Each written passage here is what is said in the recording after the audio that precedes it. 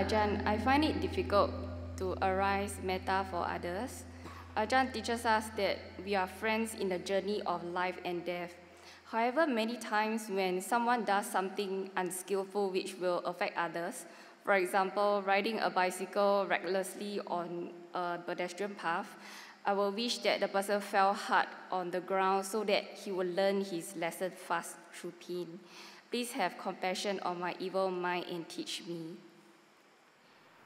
So you should understand that this is something natural for a mind that still has not knowing or delusion, which is conditioning our minds and causing it to create various things. So even though we have effort, sincerity, focus, to not be angry at anyone, to not think thoughts of ill will or cruelty wishing harm, but there's this dislike in the mind, and so the mind starts creating those things, starts creating thoughts of harm and ill will and cruelty. And so there's samma ditti, right view, samma sankappa, right intention. And what this shows is that at the time at which there is these kinds of creations of the mind, wishing that they fall, wishing that they suffer, that this is wrong view. So it's not right view at that point, and it's also wrong intention as well. So that intention for them to fall, to experience pain. But the person who is riding this bicycle is also has wrong view as well.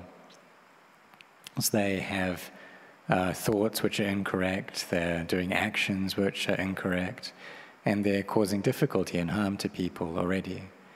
So this is karma that they are creating already. And so we don't need to go and think, for them to experience harm or difficulty, because they're going to receive the actions of the results of their actions anyway. And when we have those kinds of thoughts, then this is something which they're doing. This is an action that they themselves are doing, but we're getting involved. And we're experiencing heaviness, which is papa, which is bad karma. So they themselves, by doing this act, are lifting something heavy already. And there's no need for us to go and get involved. There's no need for us to start lifting up that heavy thing as well. So we should have mindfulness there, knowing our own thoughts, knowing that there's this dislike occurring, that there are thoughts of ill will, of harm occurring, and then we abandon those. So any unskillful state, any harmful state that arises, we need to abandon that. But it's normal for these things to come up because we're still practicing. But these unskillful states, they're things that we don't like. The mind getting involved in harm and ill will like this. We don't like that because we know that it's not good. But it's not something that we're able to just stop. So the Buddha taught us to put in our effort to abandon them when they come up and to try to not allow for them to arise. And so when we know that the mind is about to get involved in that, it's about to start proliferating in that way, and then we develop loving kindness and recollect how all beings are the owners of their karma, that whatever karma they do, then they themselves experience the results of that. And we don't have to get involved by wishing for them to experience harm. So as we carry on practicing in this way, then your mind will get better and better. Long Paul, when I sit to meditate, I have great difficulty in staying awake. How can I overcome this defilement? Thank you.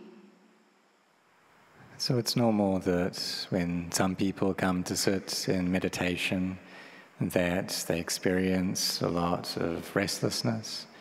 And for others, there's essential desire. For others, ill will, proliferations upon ill will. And for others, sleepiness. And some people experience doubts. And so these are hindrances. They obstruct the mind from experiencing peace, and there's 5 of them. And what we experience depends upon our own disposition and the things that are habitual for us. So sleepiness, for example. And so if you experience that frequently, then open up your eyes, don't close them when you sit in meditation. And you can try looking at the end of your nose. If you feel like the mind's starting to get quite weak and low on energy, and you know that you're about to fall asleep, then recite a meditation mantra or word and cultivate your mind doing that. Because if you try to watch the in-breath and the out-breath, then you'll just fall asleep. So you're lucky in one way in that you're able to sleep very easily and you don't have a lot of thoughts. But when you sit in meditation and experience this drowsiness, then this is an obstruction for you, an obstruction to peace. And so therefore open up your eyes or change posture. If you're feeling very sleepy, then get up and walk. And while walking, if you're still sleepy, then walk backwards. And so train like this to awaken your mind. Or be reciting a mantra very quickly. And sometimes if you recite Bud on the in-breath and then Do on the out-breath, sometimes you're not even there for Do, that you've fallen asleep already. So this is what it can be like for people who are habituated towards this. So try to do this very fast. Recite Buddha fast, recite Itapiso very quickly. And so use the qualities of vitakka and vichara, the initial and sustained application of the mind, to solve your drowsiness. Dear Longpo, thank you for the teachings. When I perform acts of generosity or dana, I find that there is often a trace of greed. There are whispers of, oh, this is good for me in future at the back of my mind.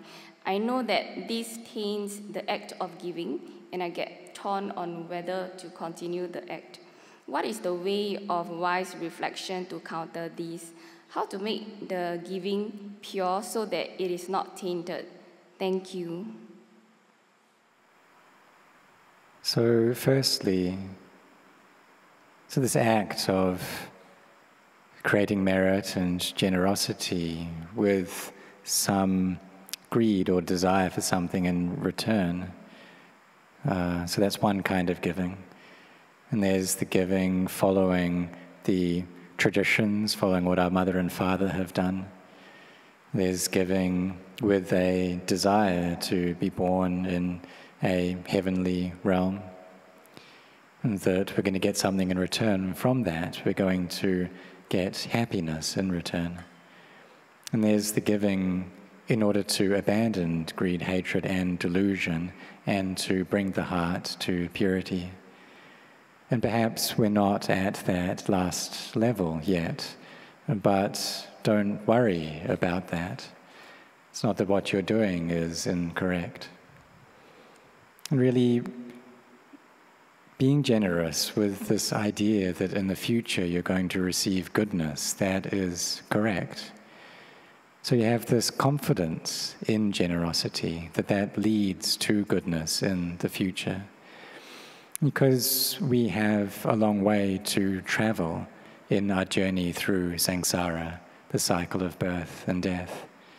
And so then it's wise for us to build a supply for that journey first. So we're generous first. And it's not the case that we have these thoughts of wanting something in return and then we just don't do that at all, that is delusion. What this shows is that the defilements have tricked us already. And how is it that they have tricked us? Well, we think that if I'm generous and I wish for something, then I'm just not going to do that thing. And then if we don't do it, then we don't receive any results from that. So that's not correct to be acting in that way. So even though you have these thoughts, just do that first, be generous first. You have this wish for something in return, but don't worry about that. You just do it for now. And then as you carry on being generous, then the heart feels more at ease, that there's this goodness that you've created. And it's not incorrect to be doing that. In the beginning, that's the right way to be doing, because you still have a sense of self, a me and a mine. And you'll be receiving the benefits of the generosity that you do. And then as you do that, then your sila steadily develops as well. As your sila develops, then your generosity grows. And then you come to meditate, and that in turn grows. And as your meditation gets better, then this improves your generosity and your virtue as well. So don't worry about this, but just be generous in this way for now. Sawadika Tan Ajahn Anan. During the years of searching for good guidance from teachers all around Thailand and Malaysia, I had heard two different experiences. Question 1, is it a must that for one to go through different jhana stages, from jhana 1 to jhana 4, then one can start to gain insights and obtain an unshakable wisdom? Question 2, is it true that if someone tells you that he or she has obtained wisdom and entered the stream by meditating with different methods without going through jhana 1 to jhana 4?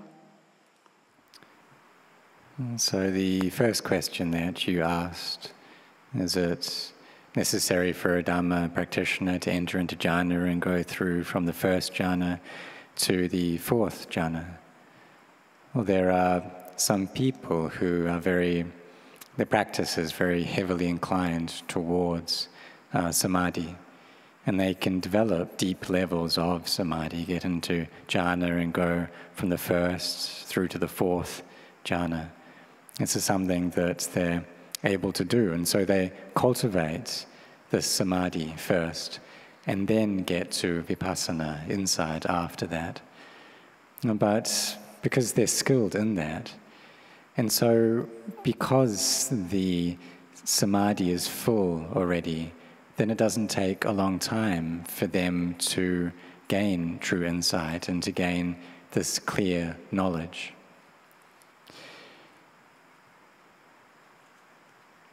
And so this is something that people with parami are able to do, to cultivate samadhi through those levels. And so for people who really focus on an object and get their mind into a state of peace, then this is how they progress in their practice first, bringing the mind into peace, into a state of samadhi, where the defilements are suppressed, and then getting on to vipassana after that. And so it's not incorrect for someone to practice in this way, but it's a way of awakening to the Dhamma and seeing the Dhamma. We should see how at the time of the Buddha, that those people who listened to his Dhamma, so Venerable Anyakandanya, or King Bimbisara, or there's Anandapindika, the various lay disciples of the Buddha, that they had families, and they had children, they had husbands or wives, and they listened to teachings of the Buddha, and they were able to understand that Dhamma in a deep way, that they could change their views and reach stream entry. And so we can ask, well, when that happened, were they in a state of jhana? And if one's in a state of jhana, then the mind is very still. It's able to listen, but it's not able to contemplate in line with those teachings. And so in that state, one can't awaken to the Dhamma or see the Dhamma, enter into the Dhamma, because the mind is so still. So it's not able to understand following the teachings of the perfectly awakened Buddha. But if the mind is still to one degree, it has a level of peace, but it's able to contemplate as well, then it can gain knowledge. And sammaditthi, right view, is able to arise. True knowing is able to arise. There's this understanding, sila, samadhi, and panya's virtue, collectedness and wisdom all come together. And there's a clear knowing at that point. The one reaches stream entry, able to change this view of self and to kind of see that clearly, to change that view over. Because the reality of all physical and mental things is that they are anicca, dukkha, anatta already, that they're unstable, unsatisfactory things that are not self. But it's just that the mind isn't able to kind of see that for how it is. And so we need to give rise to this true and clear knowledge.